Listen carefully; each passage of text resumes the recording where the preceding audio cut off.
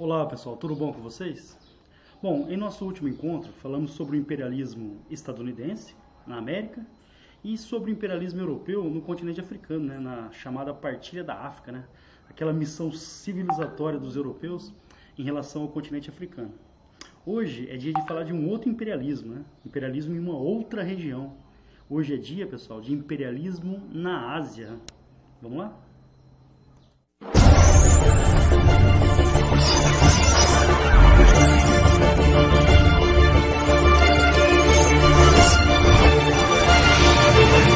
Bom, gente, só para recordar um pouquinho, eu expliquei para vocês no nosso último encontro, as formas de imperialismo. O imperialismo ele pode ser territorial, quando um país ele domina o outro territorialmente. O imperialismo ele pode ser econômico, através de investimentos diretos ou através de empresas multinacionais. Esse seria o imperialismo econômico, controle econômico, domínio econômico.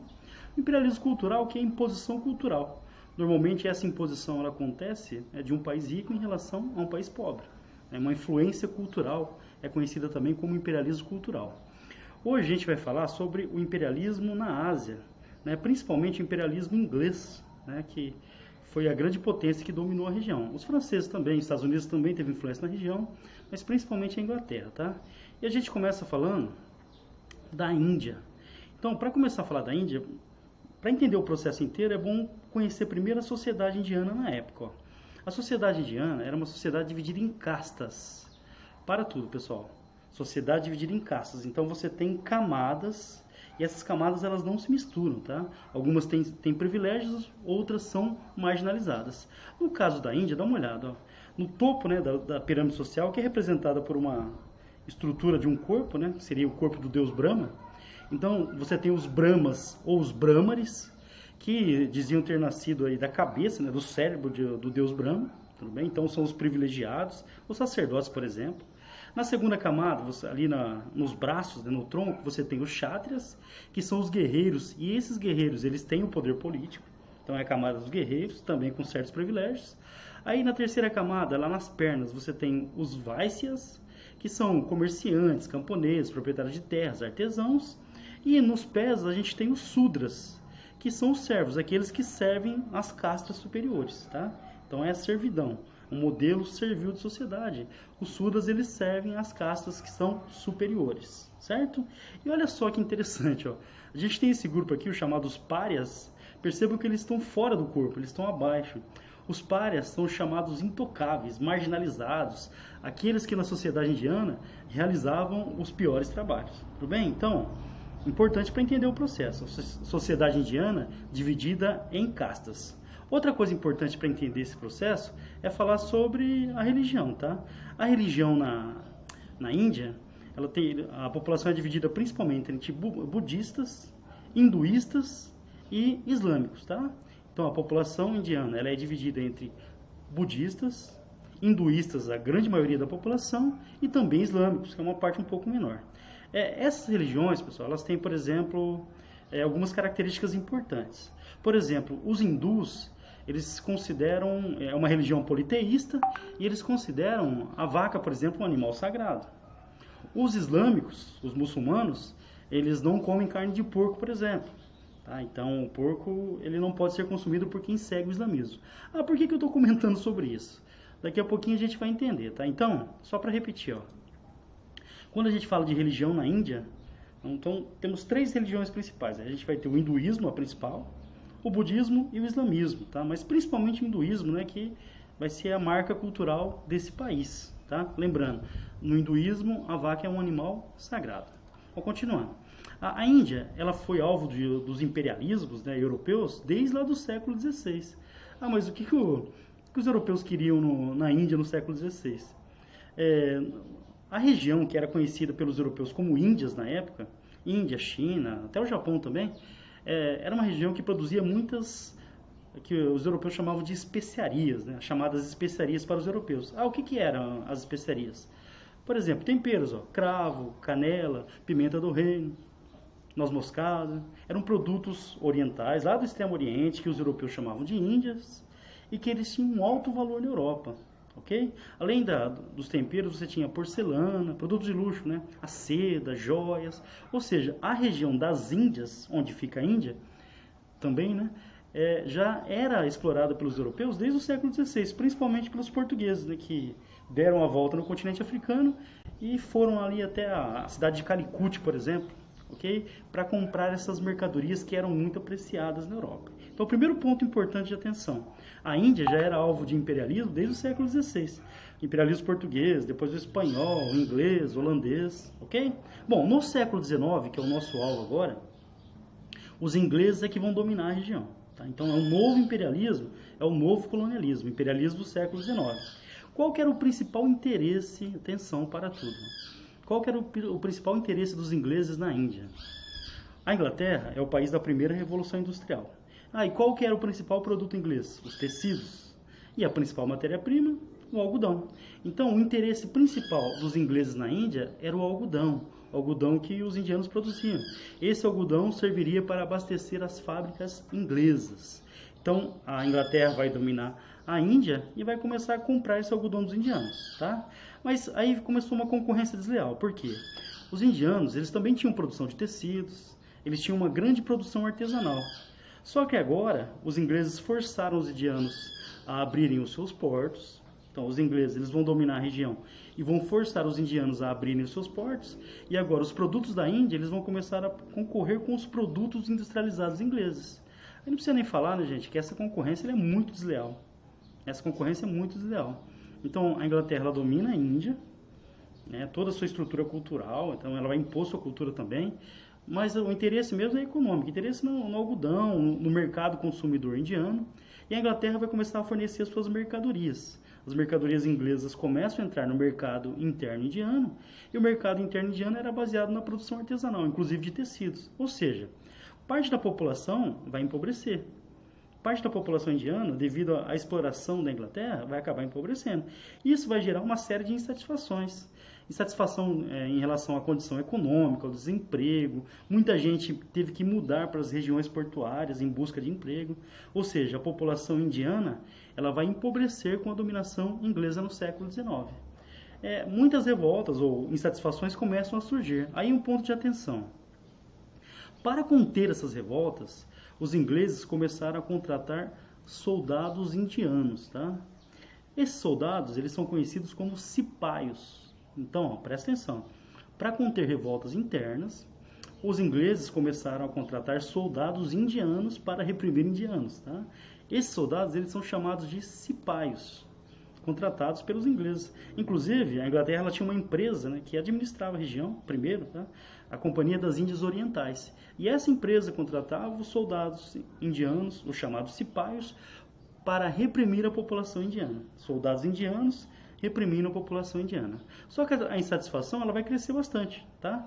Isso vai levar à chamada revolta dos cipaios. Pessoal, para tudo, porque isso cai muito no vestibular. O que foi a revolta dos cipaios? Lembrando, os cipaios eram soldados contratados pelos ingleses.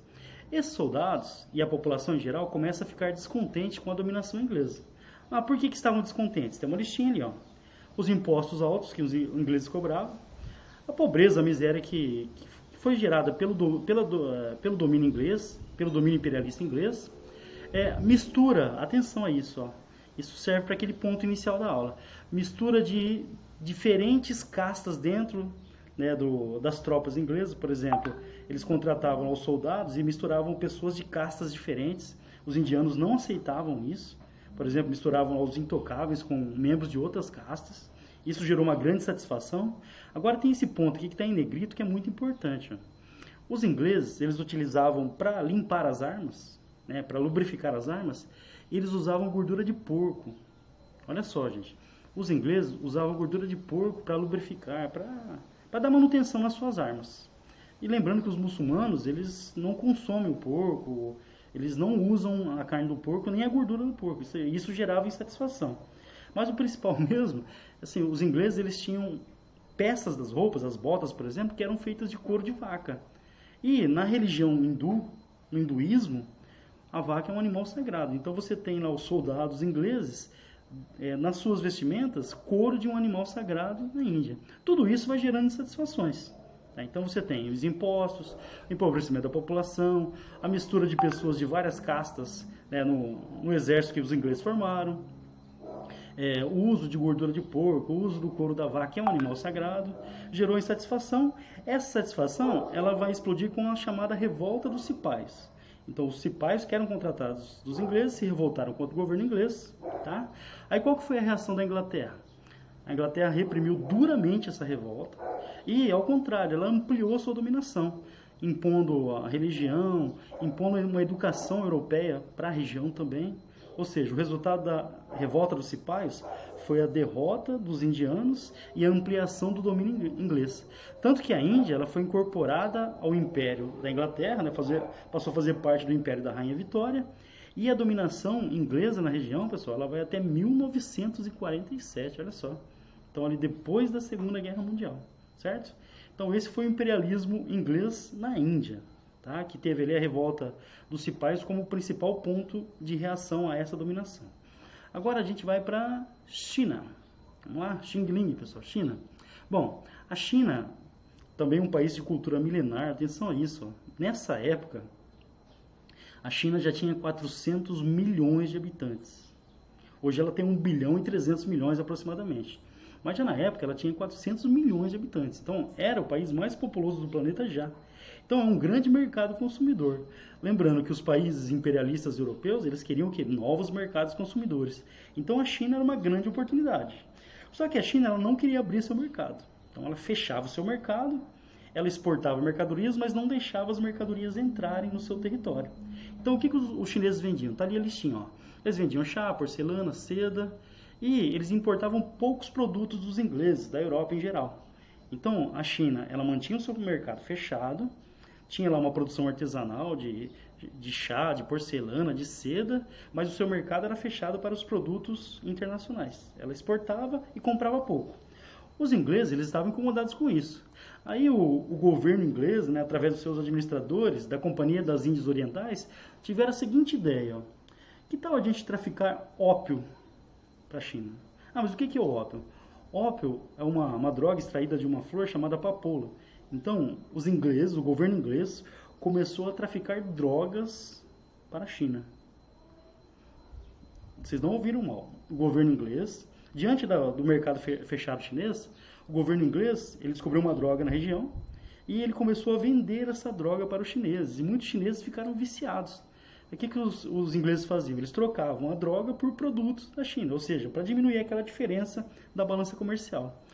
O governo chinês começou a ficar incomodado porque parte da população estava ficando viciada, né, no ópio. E ele proibiu a venda do ópio, inclusive, atenção, o governo chinês ele mandou apreender um carregamento inglês de ópio, de drogas, mandou queimar esse carregamento. Vixe. O governo chinês apreendeu um carregamento de drogas do governo inglês, de ópio, e mandou queimar todo esse material, tá? Afinal, os ingleses estavam viciando a população chinesa. O governo chinês está certo. Mas qual que foi a reação da Inglaterra? Potência imperialista, potência industrializada. Diante da reação chinesa, a Inglaterra declarou guerra à China. Essa guerra que aconteceu ali, ó, tem duas fases, tá? Mas a primeira é a principal, 1839 até 1842. A Inglaterra declarou guerra à China. E essa guerra foi conhecida como Guerra do Ópio. Acho que o motivo é óbvio, né? Ah, por que Guerra do Ópio? O governo chinês apreendeu o carregamento de drogas do governo inglês, mandou queimar o carregamento, afinal os chineses estavam sendo viciados em ópio, né? Os ingleses pegando mercadoria em troca de drogas, não é isso? Então o governo chinês ele manda queimar as drogas do governo inglês e a Inglaterra declara guerra à China, a chamada Guerra do Ópio. Bom, Inglaterra, potência industrial, armamentos, super poderosa. A potência seria os Estados Unidos da época, a Inglaterra. Com certeza a Inglaterra venceu a China. Bom, vencendo a China, o que vai acontecer? A Inglaterra vai impor, né, a sua vontade na região. Primeiro, foram assinados, né, foram assinados os chamados Tratados Desiguais. O nome já diz, né, pessoal? Tratados Desigual. Acho que alguém vai dançar nessa história, né? E quem dançou foram os chineses. O primeiro tratado é o Tratado de Nanquim. A China foi obrigada a abrir 5 portos. Lembra? A China mantinha o seu comércio com o exterior fechado. Ela foi obrigada a abrir 5 portos para as mercadorias que vinham do exterior. Ela foi obrigada também a ceder a ilha de Hong Kong, né, que passou para o domínio inglês. Teve que permitir também a presença de soldados ingleses no país, mas a ilha, Hong Kong, passou a fazer parte do domínio inglês. E olha só, gente, eles só vão devolver essa ilha em 1997. Ó, recentemente. Em 1997, os ingleses devolveram Hong Kong aos chineses. Hoje, Hong Kong é uma ilha super moderna, tá? Ela tem uma estrutura meio separada da China até hoje, tá? Bom, a principal reação, tá? Aconteceram outras. Teve, se quiserem pesquisar, tá, pessoal, mais profundamente, teve uma revolução interna na China, conhecida como Revolta de Taiping ou Guerra de Taiping, que ela matou milhões e milhões de pessoas. Foram guerras religiosas, camponeses insatisfeitos com falta de terras. Então, se tiverem curiosidade, pesquisa lá, Guerra de Taiping ou Revolução de Taiping. Então, nesse período aí que está sendo dramático para a China, ela passou por uma revolução interna que causou a morte de milhões e milhões de pessoas. Tá? Uma tragédia na época para a China. Mas a principal reação, a mais conhecida mesmo, é a chamada Guerra dos Boxers. Bom, quem eram os Boxers? Eram lutadores. Eles criaram uma sociedade secreta, atenção ao nome, para tudo. Eles criaram os Boxers lutadores, de artes marciais. Eles criaram uma sociedade secreta chamada Sociedade dos Punhos Harmoniosos e Justiceiros. Repetindo, os Boxers criaram uma sociedade secreta chamada Sociedade dos Punhos Harmoniosos e Justiceiros. O que será que essa sociedade secreta fazia? Eles começaram, esse grupo, né, eles começaram a atacar os ingleses, né, que viviam no país, ou que expedições inglesas que chegavam, por exemplo, expedições religiosas, grupos diplomáticos chegavam, os Boxers atacavam e espancavam, batiam, matavam os ingleses. Isso, né, pessoal, obviamente vai levar a uma reação muito forte da Inglaterra. Essa reação vai acabar com a revolta dos Boxers, a guerra dos Boxers, e vai obrigar a China ainda a pagar uma indenização, uma compensação em dinheiro para a Inglaterra e para outros países também. Como consequência, a China teve que abrir ainda mais os seus portos para as potências. Agora, a Inglaterra, a França, Estados Unidos também entrou na roda. Tudo bem? Ou seja, a resistência, a guerra dos Boxers, uma resistência à dominação inglesa dentro da China, isso endureceu o domínio inglês sobre a região, fazendo com que a China abrisse ainda mais os seus portos. Bom, pessoal, só uma introdução, tá? O Japão também ele passou por esse processo. A gente vai falar sobre o Japão lá na Revolução Russa, tá? Eu acho que fica mais fácil para entender. O Japão ele tinha uma estrutura basicamente feudal, tá? Então ele tinha lá os shoguns, né, que eram a elite do Japão. Tinha uma camada de guerreiros chamada samurais, tem até o filme, né, o Samurai. E você tinha lá toda uma estrutura feudal. No século XIX, os Estados Unidos começou a forçar o Japão a abrir seu comércio. O Japão também era fechado. Lembra? A Índia era fechada, a China era fechada, o Japão também era fechado. Essa pressão dos Estados Unidos levou a uma revolta interna dentro do Japão. Essa revolta é conhecida como Revolução Meiji, ou Meiji, tá? Essa revolução, o que ela causou? Uma modernização. A estrutura feudal ela foi extinta e o Japão passou por um processo de modernização, inclusive mandando filhos de japoneses para estudar nos Estados Unidos, na Europa, para aprenderem tecnologia e trazerem para o Japão. O Japão vai se desenvolver muito rápido e o Japão também vai se transformar numa potência imperialista. Vai tentar invadir a China, vai dominar a Coreia, que mais tarde vai virar Coreia do Sul e Coreia do Norte, vai lutar contra a Rússia, vai se envolver numa guerra contra a Rússia e vai vencer essa guerra. Ou seja, o Japão também passou por sua fase imperialista e se desenvolveu muito nessa fase, tornando-se uma potência imperialista também. É isso, pessoal. Terminamos aí a nossa fase dos imperialismos, tá? Lógico, abordando os pontos principais.